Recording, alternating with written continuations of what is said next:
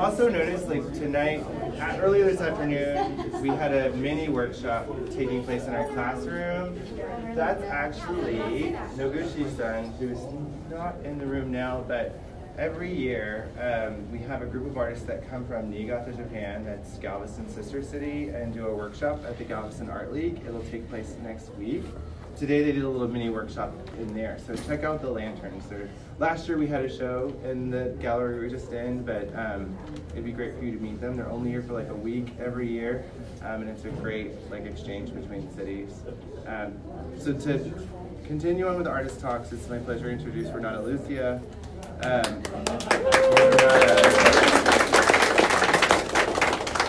I've seen this work a little bit here and there. Renata has work that she works in different areas. She works sometimes as encaustic, sometimes like embroidery, but these pieces have been featured in a couple of exhibitions recently. Most recently, I think of in Dallas, during the Dallas Art Fair.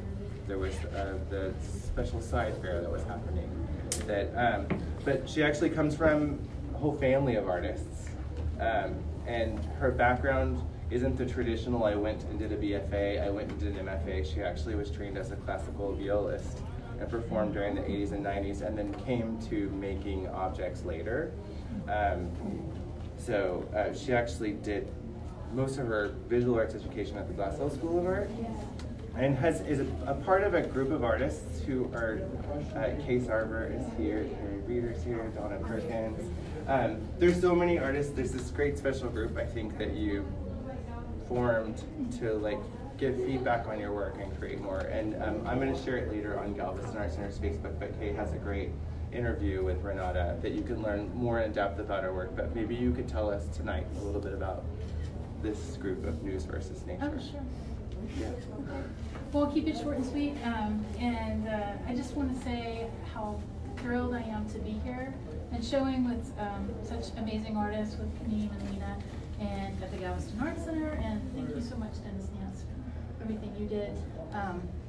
It's fantastic. I've got a soft spot in my heart for Galveston because I grew up on the other end, basically, of the Blue Water Highway, the Freeport Lake Jackson area, where I was also a high school newspaper editor. So I've kind of always had an affinity for the news. Anyway, so this show is called News versus Nature Gulf, which is based on a large series that I've been doing off and on over the years called News versus Nature, where the news part is pretty obvious. And here we've got 4 different newspapers, the Daily News from Galveston, the Houston Chronicle, the Wall Street Journal, and then my favorite also, there's a lot of New York Timeses. And look, I may get nervous here. Hold on. Okay, so, but I was basically calling it News versus Nature Gulf for this particular show, both for the location, but also because it's playing on the widening social divide going on right now, playing out in the news.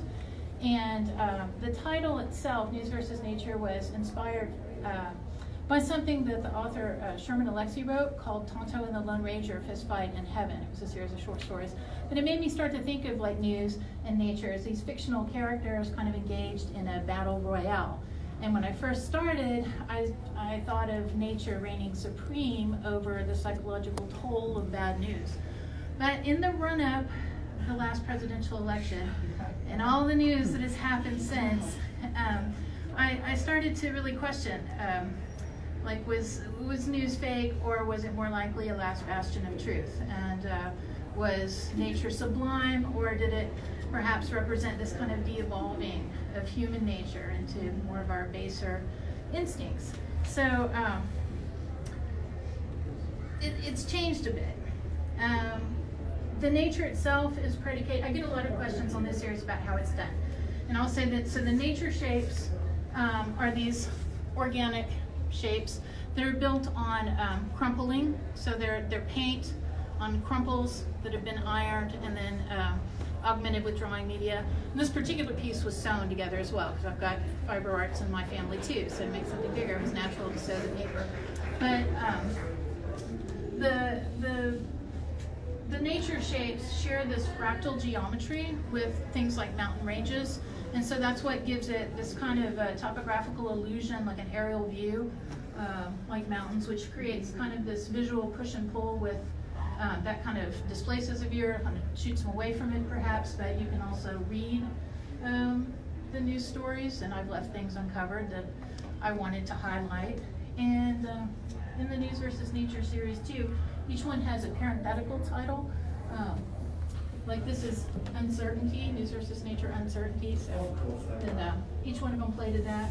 So we've almost got like a Houston concerns wall and an international concern. Yeah, that and this is like a Galveston more local wall. And yeah, in the lead up to the show too, we actually we get the daily news and we saved them for a couple of months, and I think I delivered like a bag, and I was like, yeah.